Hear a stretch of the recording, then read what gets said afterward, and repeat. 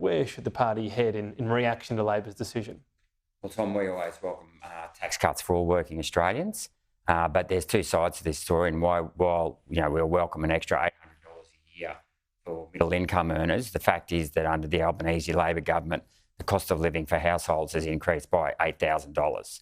So Anthony Albanese still needs to come out and explain how he's going to lower the cost of living, because you can cut taxes, but the rate of taxes that he's cutting isn't keeping up with the cost of living. You've got a lot of interest rate rises. I guess if they come off, then that cost of living comes off. What about specifically, though, how you feel as though the opposition should respond? So Labor's made its changes. Should you keep all the tax cuts in place and go further? Oh, if it was left to me, yeah, definitely. I mean, Peter Dutton's already come out and said we will accept these tax cuts. Do stage 3 as well? Well, we would like to keep stage 3. Yeah, our version of stage 3, absolutely. We would like to keep them, but I've always advocated for lower income taxes right throughout the entire income range. So you're happy enough with Labor's changes. What do you do there in response? Because you can't overnight have both of them. Too expensive to be inflationary.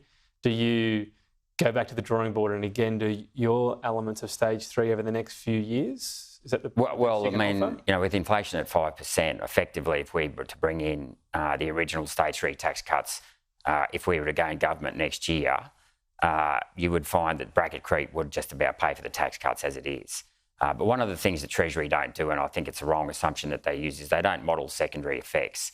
And I think that discriminates against low income earners and all tax earners, because effectively they assume that the money that they give back in terms of a tax cut, so if someone gets a $1,000 tax cut, doesn't come back through the economy. And I think you'd find for most people under $150,000, if they were to get a $1,000 tax cut, all of that money would end up back in Canberra via GST, increased company taxes throughout the next 12 months. What did you make of the Treasury evidence today? So they said they'd been asked to look at cost of living.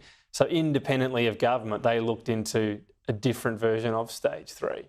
Should that be within Treasury's remit? I mean, that's basically working on a theoretical broken election promise. Oh, look, Treasury, I mean, I've got real issues with the way Treasury do a lot of assumptions, and I mean, This is not so much assumptions, but this is what they're choosing to look into. Yeah, choosing to look into. Fair enough? They don't have to look at the politics and broken promises, they can put up whatever. No, they should be looking at how to grow the economy. They should be looking at how to balance the budget and grow the economy. So, in terms of them, making assumptions and modelling and all of those things, I think that is a part of their role. So I don't necessarily have a problem with that. It's up to the politicians to decide whether or not they've broken a promise. How would you describe the backbenchers' mood overall as to where they think Peter Dutton should go? I think they're very happy. Stage 3. I think they're very happy with Peter Dutton. I mean, look, we still have to hold the Labor Party and Anthony Albanese to account for his broken promise. But we accept, when we put these stage 3 tax cuts in back in 2019, we weren't to know that inflation was going to be what it was.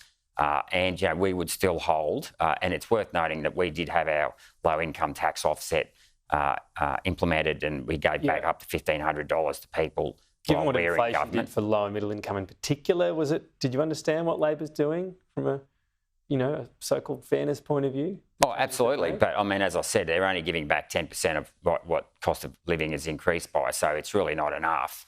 And ultimately, Labor have other levers, like lowering immigration would be a very easy lever to help relieve the housing crisis, and they can make other changes like we've just discussed earlier in regards to laws around electric vehicles that are only going to drive the cost of living up. Just finally, so we haven't spoken for a while. I don't think we've spoken since you lost your pre-selection. How would you view your approach from here? Are you inside the tent still? Absolutely, Tom. I've always been inside the tent, and I've always been holding Labor and the Greens to account and the bureaucrats to account. All right, Gerard Rennick, appreciate your time. Thank you. Cheers. Thanks, Tom.